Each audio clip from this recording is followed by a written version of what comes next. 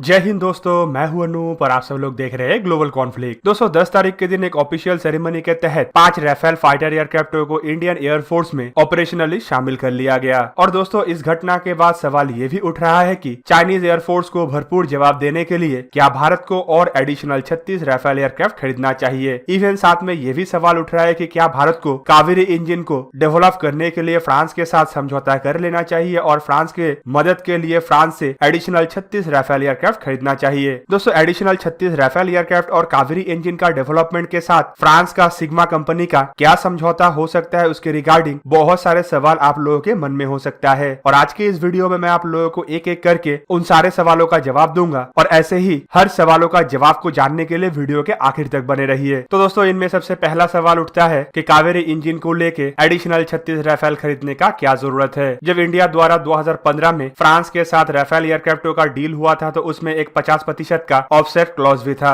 और दोस्तों आपकी जानकारी के लिए बता दूं, ऑफसेट क्लॉज मतलब एक ऐसा समझौता है जिसके तहत 36 राफेल खरीदने के लिए इंडिया द्वारा जितना पैसा खर्चा किया गया उसका करीबन 50% पैसा फ्रांस द्वारा भारत में इन्वेस्ट किया जाएगा। फ्रांस के तरफ से इस समय इन्वेस्टमेंट के लिए भारत का कावेरी इंजन डेवलपमेंट प्रोजेक्ट में भी इन्वेस्ट करने का बात कहा गया था। उस दरमियान फ्रांस के तरफ से करीबन 1 बिलियन यूरो का इन्वेस्टमेंट का बात कहा गया था, लेकिन कुछ कारणों की वजह से दोनों देशों के बीच में कावेरी इंजन का रीडेवलपमेंट मतलब कावेरी इंजन में जो दिक्कतें आ रहा था उसे सुधारने के लिए कोई भी इनिशिएटिव के तहत आगे बढ़ा जाना संभव नहीं हो पाया। पर फिर भी फ्रांस का सिग्मा कंपनी की तरफ से भारत को कावेरी इंजन में मदद करने का बात अभी भी कहा जा रहा है और M88 इंजन जो डसॉल एविएशन के राफेल फाइटर एयरक्राफ्टों में इस्तेमाल हुआ है उसका ही टेक्नोलॉजी का इस्तेमाल करके इन इंजनों को एक कारगर इंजन में तब्दील करने का बात भी कहा जा रहा है। तो दोस्तों इस दरमियान अगर भारत को फ्रांस का मदद लेना पड़ेगा तो भारत और फ्रांस के बीच में कुछ बड़ा डील होना चाहिए जिसके ऑफसेट क्लॉज के तहत फ्रांस एक बार फिर से इंडिया के इस प्रोजेक्ट में अपने इन्वेस्टमेंट को इस्तेमाल कर पाए। और ऐसे सिचुएशन में 36 राफेल का डील भी सामने आ रहा है क्योंकि पहली बार 36 राफेल खरीदने के बाद फ्रांस की तरफ से कई बार कहा गया है कि दोनों देशों के बीच में और एडिशनल 36 फाइटर एयरक्राफ्टों को लेकर बातचीत हो रहा है। इवन फ्रांस का तो यह भी कहना है कि भारत के पास जितना इंफ्रास्ट्रक्चर है उसमें भारत एडिशनल और 36 राफेल एयरक्राफ्टों को भी आसानी से हैंडल कर सकता है। और इस बार अगर भारत द्वारा 36 एडिशनल राफेल एयरक्राफ्ट खरीदा जाएगा तो भारत को ये पहले के तुलना में और काफी ज्यादा किफायती कीमत में मिल सकता है क्योंकि पहले ही डील में भारत की तरफ से इंडिया स्पेसिफिक मॉडर्नाइजेशन के लिए खर्चा किया जा चुका है। तो दोस्तों अभी जो DRDO की तरफ से कावेरी इंजन के ऊपर काम किया गया है और कुछ प्रोटोटाइपों को बनाया गया है उसमें ऐसा क्या खामियां हैं जिसे सुधारना काफी ज्यादा जरूरी है। ऑफिशियल रिपोर्ट के मुताबिक फिलहाल जो कावेरी इंजन के प्रोटोटाइपों का टेस्टिंग किया गया है उसका आफ्टर बर्निंग थ्रस्ट कैपेबिलिटी करीबन 82 किलो न्यूटन है, जबकि इंडियन एयरफोर्स के मुताबिक इन इंजनों का थ्रस्ट कैपेबिलिटी 90 से 95 किलो न्यूटन होना चाहिए ताकि ये इंडियन एयरफोर्स के जरूरतों को पूरा कर पाए। इवन कुछ रिपोर्टों में इन इंजनों का वजन को लेकर भी सवाल उठाया गया है और बताया जा रहा है कि इंजनों का वजन फिलहाल के प्रोटोटाइप के तुलना में कम होना चाहिए ताकि ये एयरक्राफ्टों के कैपेबिलिटीज में बढ़ोतरी कर पाए, ना कि एयरक्राफ्टों के कैपेबिलिटीज को घटा दे। तो दोस्तों सिग्मा कंपनी के साथ मिलकर भारत को इन्हीं प्रॉब्लमों को सॉल्व करना है ताकि फाइनल प्रोडक्ट के रूप में एक बेहतरीन इंजन मिल पाए। दोस्तों इसके अलावा सवाल ये भी उठ रहा है कि अगर भारत रॉयल्स रॉयस के साथ AMCA के इंजन बनाने के लिए आगे बढ़ रहा है तो फिर कावेरी इंजन में भारत को क्यों आगे जाना चाहिए। दोस्तों आपके जानकारी के लिए बता दूं कि कावेरी इंजन का प्रोजेक्ट असल में K9 प्रोजेक्ट के नाम से जाना जाता है, जबकि K9 प्रोजेक्ट के तर्ज पे 2 अन्य और प्रोजेक्टों को भी लॉन्च किया गया है जिसे K9 प्लस और K10 का नाम दिया गया था। दोस्तों K9 प्लस मतलब कावेरी इंजन को ही मॉडिफाई करके अत्याधुनिक बनाने का प्रोजेक्ट है, जबकि K10 एक ऐसा इंजन प्रोजेक्ट है जो ज्वाइंट वेंचर में दूसरे देश के कंपनी के साथ मिलकर बनाया जाएगा।